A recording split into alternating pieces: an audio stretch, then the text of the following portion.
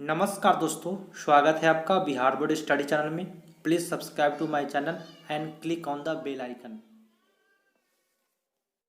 नमस्कार दोस्तों, स्वागत है आप सभी का बिहार बोर्ड स्टडी चैनल में। इस वीडियो में बताऊंगा जो लोग क्लास 10th में हैं उनका चल रहा था भूगोल का क्वेश्चन आंसर। ठीक है, तो जो लोग क्लास 10th में हैं उनके लिए भूगोल का दूसरा चैप्टर मैं लेकर के आया हूँ, कृषि।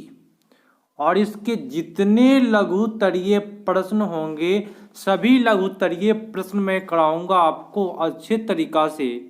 कृषि के जितने आपको एनसीईआरटी बीटीसी में जो प्रश्न दिए हैं सभी प्रश्नों को मैं इसी पार्ट में कराऊंगा, इसलिए इस वीडियो को अंतिम तक देखिएगा और इसका स्क्रीनशॉट ले करके नोट्स तैयार कर लीजिएगा, जिससे आपकी जो तैयारी हो कहीं भी कमी नहीं हो और आप अच्छे तरीक़ा से तैयारी करें और आपका रिजल्ट फर्स्ट डिवीज़न और टॉप भी कर सकते हैं। तो चलते हैं। मेरे चैनल से एक और बात बता देता हूं, मेरे चैनल से 400 के ऊपर नंबर बहुत विद्यार्थियों ने लाया केवल मेरे चैनल से पढ़ करके, तो आप भी ला सकते हैं। तो आप लोग क्या करें, नोट्स बनाएं, मैं पीडीएफ नहीं देता हूं। तो चलते हैं प्रथम क्वेश्चन की ओर। आप लोग मेरे चैनल पर नए हैं तो सब्सक्राइब कर लीजिए और बगल में जो घंटी है उसको कस के दबा दीजिए ताकि मैं जब भी वीडियो डालूं आपको स्वतः मिल पाए। तो चलते हैं प्रथम क्वेश्चन की ओर। कृषि का चैप्टर है, क्लास 10th का है और भूगोल का दूसरा चैप्टर। कहता क्या है, क्वेश्चन कहता है, ध्यान से देखिएगा। क्वेश्चन कह रहा है कि भारतीय कृषि की निम्न उत्पादकता के कारणों को संक्षेप में लिखिए। क्वेश्चन कहता है कि भारत में जो कृषि होती है उसका उत्पादन निम्न क्यों है, कम क्यों उत्पादन होता है, तो उसका निम्नलिखित कारण है। प्रथम कारण क्या है कि बहुत से क्षेत्र में अभी भी कृषि परंपरागत तरीके जैसे कि बैल से हल कुदाल का प्रयोग करना, ये सब आते हैं परंपरागत कृषि। अभी भी यहाँ प्रयोग किए जाते हैं, बैल से खेतों को जोतने का कार्य किया जाता है। दूसरा कारण है हमारे यहाँ कृषि का अधिकांश भाग वर्षा पर निर्भर करता है। हम लोग भी क्या करते हैं, वर्षा का इंतजार करते हैं ताकि वर्षा हो तो अच्छी फसल हो। और तीसरा है आपका कि भारत के अनेक भागों में अभी भी कृषि के आधुनिक तकनीकी रसायन उर्वरक आदि का न्यून प्रयोग के कारण भी उत्पादकता कम होती है। बोले तो रसायन का कम प्रयोग हो रहा है जिसके कारण आज भी उत्पादकता कम होती है। चलिए, और आपका चौथा 5 आप लिखिएगा, 5 पॉइंट लिखिएगा ताकि आपको 5 नंबर मिले। भारत में अधिकांशतः जनसंख्या अभी भी कृषि को पेशे के रूप में अपनाया है। आप लोग भी जानते हैं कि भारत में 80% जो लोग हैं वह कृषि पर आधारित है। भूखंड छोटे होने से भी उत्पादकता कम होती है। अब भाई छोटे छोटे खेत होते हैं, उसमें कितना फसल को उपजाया जाए ये भी आपको कारण है। चलिए, दूसरा प्रश्न है, आप लोग स्क्रीनशॉट लेते रहिएगा और अपना नोट्स बनाते रहिएगा और 400 का प्लस नंबर आपको लेकर के आना है। मेरे चैनल से बहुत से स्टूडेंट हैं, 100-200 से ऊपर है जो 400 से ऊपर लाए हैं मेरे चैनल से पढ़ करके। दूसरा प्रश्न है कि अंतर बताए, नगदी फसल और रोपण फसल में क्या अंतर है। तो उत्तर में लिखिएगा, नगदी फसल जो होता है वैसा फसल जो छोटे भूखंड से अधिक मृदा की प्राप्ति होती है, अधिक से अधिक मुद्रा की प्राप्ति होती है, उसे नगदी फसल कहते हैं। बोले तो कम क्षेत्रों में अधिक पैसा कमा लेना जिस भूमि पर होता है उस और जो कृषि होती है उसको हम क्या कहते हैं, नगदी फसल, जैसे तंबाकू, मसाला। दूसरा फसल कौन सा है मैं आप सभी को बता देता हूँ। दूसरा फसल है आपका रोपण फसल, वैसा फसल जो बड़े भूखंड पर की जाती है तथा बड़े फार्मों और यंत्रों एवं अन्य आधुनिक तकनीकी की सहायता से की जाती है, उसे रोपण फसल कहते हैं, जैसे चावल, गेहूं, मक्का इत्यादि। नेक्स्ट प्रश्न है आपका तीसरा नंबर प्रश्न कहता है कि शुद्ध राष्ट्रीय उत्पाद में कृषि के योगदान की चर्चा कीजिए। तो मैं आप सभी को बता देता हूं, प्रश्न उत्तर क्या होगा कि शुद्ध राष्ट्रीय आय में भारत की कृषि मुख्य योगदान है। देश का 24% जो आय है वह कृषि से प्राप्त होती है, ठीक है। और आंतरिक और अंतर्राष्ट्रीय व्यापार में भी कृषि की महत्वपूर्ण भूमिका है, क्योंकि व्यापार में भी कृषि क्या होता है, आयात और निर्यात किए जाते हैं। इस प्रकार भारतीय कृषि यहाँ की जनसंख्या को भोजन प्रदान करती हुई, उसके आगे क्या लिखना है, उद्योग धंधों के कच्चा माल उपलब्ध कराती है। साथ ही कृषि उपज के निर्माण से विदेशी मुद्रा भी प्राप्त होती है। चलते हैं नेक्स्ट प्रश्न की ओर। नेक्स्ट प्रश्न कहता क्या है, ध्यान से आप सभी को देखना है। चौथा नंबर प्रश्न नोट बना लेना है ताकि आप टॉप कर सके। प्रश्न कहता है, ध्यान से देखिएगा प्रश्नों को। प्रश्न कहता क्या है कि भारतीय कृषि की 5 विशेषता को लिखिए। तो पूरा 5 का 5 लिख के आइएगा, लिखिएगा कि 5 विशेषताएं। ये नी लिख करके मैं 0 लिखा हूँ, बोले तो निम्नलिखित है, आप लोग फुल लिख लीजिएगा। प्रथम क्या है, तो भारतीय कृषि अधिकांश भाग वर्षा पर निर्भर है। आप सभी को ही जानते हैं, वर्षा अच्छा हुआ तो फसल भी अच्छी होती है। दूसरा क्या है, यहाँ अधिकांश क्षेत्र में एक ही कृषि का उत्पादन किया जाता है। अब देख लीजिए, मैं अगर खेती करता हूँ कोई चीज़ का, तो बगल वाले जो होते हैं वही चीज़ का खेती करते हैं, तो ये भी एक प्रकार की विशेषताएं हैं कृषि की। दूसरी बात, तीसरी बात क्या है कि यहाँ कृषि अभी भी परंपरागत तरीकों से होती है। अब परंपरागत तरीका मैं बता देता हूँ, बैलों के द्वारा खेतों को जोतना, कुदाल से भी खेतों को जोतना, है ना। तो ये सब अभी भी परंपरागत तरीके से कृषि की जाती है, यही विशेषताएं हैं। चौथा विशेषता है कि जनसंख्या का एक बहुत बड़ा भाग, अर्थात लगभग 2/3 जो भाग है वह अभी भी कृषि पर आधारित है।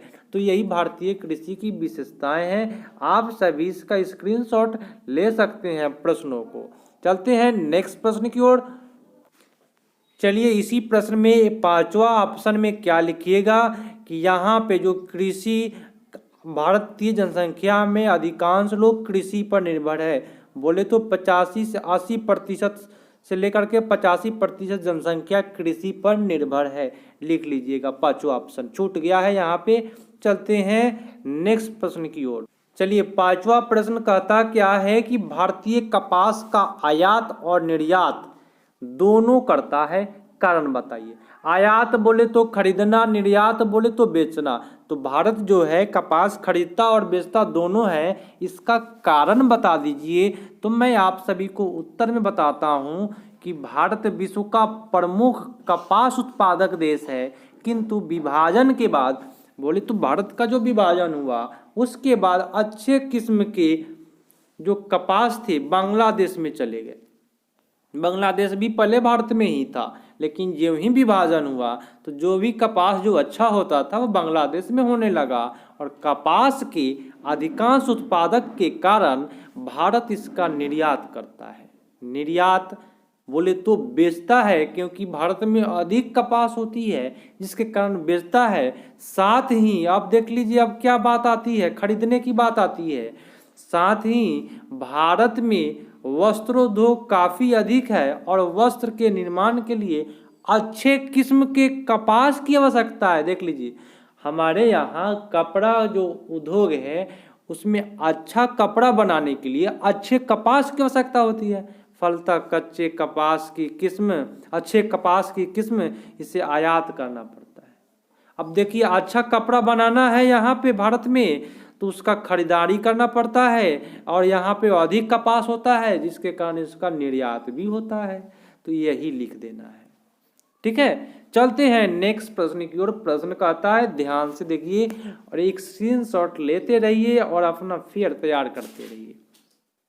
कहता है प्रश्न कि भारत विश्व का एक अग्रणी चाय निर्यातक, आयात मने खरीदना, निर्यात मतलब बेचना, निर्यातक देश है। कैसे? बोले तो भारत जो है चाय बेचता है, उसमें अग्रणी कैसे है, आगे क्या है, प्रथम कैसे है, ये बताना है। तो उत्तर में चलिए देखते हैं। भारत में चाय के उत्पादन के लिए अनुकूल भौगोलिक परिस्थितियां है। बोले तो यहाँ ऐसी परिस्थितियां है जहाँ पे चाय आसानी से हो जाती है, इसको बोलते हैं, जिसके कारण यहाँ चाय का उत्पादन संतोषजनक है, बोले तो अच्छा होता है। किंतु अब देख लीजिए क्या कहता है, इसकी जो खपत है भारत में पूरी नहीं हो पाती, यहाँ पे खपत नहीं हो पाता है, जिसके कारण चाय की मांग भी बाजार में काफ़ी अधिक है। फलतः भारत चाय के निर्यात में अग्रणी है। निर्यात मतलब बेचना, क्योंकि यहाँ पे तो भाई सभी लोग चाय का यूज करते हैं लेकिन खपत नहीं हो पाता है, तो जो बच गया तो बेचना ही पड़ेगा। इसलिए ये हमारा भारत अग्रणी देश है निर्यात करने में चाय का। नेक्स्ट प्रश्न है आपका, प्रश्न कहता है कि भारत में उपजाए जाने वाली प्रमुख खाद्य एवं व्यावसायिक फसलों के नाम लिखिए। बताना क्या है आपको कि भारत में जो भी प्रमुख खाद्य फसल है एवं व्यावसायिक फसल जिसका व्यवसाय करते हैं उसका नाम लिखना है। तो उत्तर में लिखिएगा कि धान हो जाएगा आपका, गेहूं हो जाएगा, मक्का हो जाएगा, दलहन हो जाएगा, तिलहन, ज्वार, बाजरा और रागी हो जाएंगे। ठीक है, चलते हैं नेक्स्ट प्रश्न की ओर। नेक्स्ट प्रश्न कहता है ध्यान से देखना है, 8वां नंबर प्रश्न है कि कपास की खेती, टोटल 10 प्रश्न है, इसलिए जाइएगा नहीं, भागिएगा नहीं। कहता है कि कपास की खेती दक्कन प्रदेश की काली मिट्टी में अधिकांशतः होती है, कैसे? आप देख लीजिए काली मिट्टी में कैसे होती है, वो भी दक्कन के। तो देखिए उत्तर में कहता है कि कपास की खेती के लिए लावा निर्मित काली मिट्टी बहुत उपयुक्त होती है, क्योंकि यह अपने में अधिक समय तक नमी बनाए रखती है। पुनः तेज और चमकीली धूप कपास के पौधे को बढ़ने में मदद करती है, और ये भौगोलिक परिस्थितियां दक्षिण भारत में मिल जाएगी आपको। ठीक है, और इस प्रकार से दक्कन प्रदेश की काली मिट्टी में अधिकांशतः कपास की खेती होती है। तो यही लिखना था आपको 8 नंबर प्रश्न में। चलते हैं नेक्स्ट प्रश्न की ओर। कहता क्या है प्रश्न कहता है, एक बार में इतना प्रश्न का उत्तर है। प्रश्न कहता है 9 नंबर। ठीक है, टोटल 10 प्रश्न है, मैं आपको अभी बताया हूँ। और अच्छे से फेयर बनाइए, सब्सक्राइब करके घंटी को कस के दबा दीजिए और लाइक करके जाइएगा। ठीक है, चलिए प्रश्न कहता है कि गन्ने की उपज उत्तरी भारत की अपेक्षा दक्षिण भारत में अधिक क्यों है? अब भाई क्वेश्चन क्या कर दिया कि भारत जो है, भारत के जो उत्तर है ना, उत्तरी भाग की अपेक्षा दक्षिण भारत में अधिक क्यों है? उत्तरी भारत में कम होता है, लेकिन दक्षिण भारत में जो कपास है, गन्ना है, उसका अधिक उत्पादन क्यों होता है, ये बता देना है। तो चलिए उत्तर की ओर चलते हैं। और आप लोग ये, अगर आपको वीडियो अच्छा लगा हो तो जरूर बताइएगा, गुड लिख करके, है ना, नाइस वीडियो लिख करके कमेंट कीजिएगा। ठीक है, चलिए कहता है कि गन्ना एक उष्ण एवं उपोष्ण कटिबंधीय फसल है, जिसके लिए क्या होना चाहिए, तो 21 डिग्री से लेकर के 27 डिग्री तापमान, बोले तो गर्मी होनी चाहिए, गर्मी पड़ना चाहिए। ठीक है, और पानी की कितनी आवश्यकता है, तो 75% से लेकर के 100% वार्षिक वर्षा की आवश्यकता है, मैंने वहाँ पे बारिश होनी चाहिए 75 से 100 सेंटीमीटर तक। और दक्षिण भारत में उत्तर भारत की तुलना में ये सारी अनुकूल परिस्थितियाँ अधिक उपलब्ध है। बोले तो दक्षिण भारत में जो है वह 21 से लेकर के 27% गर्मी भी पड़ जाती है, और 75% से लेकर के 75 सेंटीमीटर से लेकर के 100 सेंटीमीटर तक वर्षा भी हो जाती है, जिसके कारण दक्षिण भारत में अच्छा गन्ना का उत्पादन होता है उत्तरी भारत की तुलना में। तो यही लिखना था मेरे सभी भाई, और इसका उत्तर की ओर आगे चलते हैं नेक्स्ट प्रश्न की ओर। नेक्स्ट प्रश्न है आज का काफी हिट प्रश्न, और हर साल आपके एग्जाम में यह देखने को मिल जाता है। कोई भी ऐसा एग्जाम नहीं हो जिस साल में ये नहीं पूछे। तो प्रश्न कहता है, आप लोगों को कमेंट करना है, वीडियो अच्छा लगे तो वेरी नाइस वीडियो लिखना है आपको कमेंट में, ठीक है। और अगला चैप्टर तब मैं लेकर के आऊँगा, कृषि के बाद तीसरा चैप्टर मैं लेकर के आऊँगा। तो प्रश्न कहता है कि हरित क्रांति से आप क्या समझते हैं। ये इतना हिट प्रश्न है कि अधिकांशतः एग्जाम में पूछे जाते हैं। तो उत्तर में लिखिएगा कि भारत में अधिक अन्न उत्पादन के लिए उत्तम बीज, रासायनिक उर्वरक, कीटनाशकों, सिंचाई के साधनों को अपनाने पर जोर दिया गया, ठीक है। और इस कारण फसलों का उत्पादकता काफी बढ़ गया, बहुत फसल हुआ। किसके कारण? तो अच्छा बीज के कारण और रसायन उर्वरक का प्रयोग करने के कारण और कीटनाशक के प्रयोग करने के कारण क्या हुआ कि भारत में अधिक फसल का उत्पादन बढ़ गया। और गेहूं जैसे खाद्यान्न का उत्पादन तो गुणात्मक रूप से वृद्धि हुई।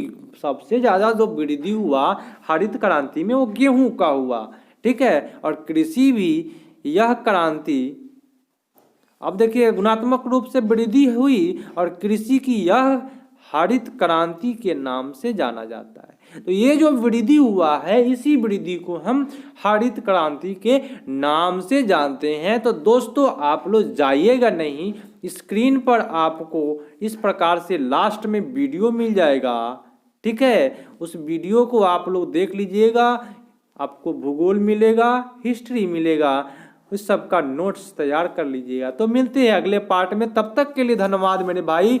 घर पर रहे, सुरक्षित रहे और अच्छे से तैयारी ऑनलाइन करें ताकि आपके जो रिजल्ट है वह 400 से प्लस आए, क्योंकि मेरे चैनल पर 400 से अधिक नंबर लाने वाले की संख्या 200 से ऊपर छात्र ने लाया है, क्योंकि टोटल सब्सक्राइबर उस टाइम में 10,000 था। चलते हैं, मिलते हैं अगले पार्ट में, तब तक के लिए धन्यवाद। जय हिंद।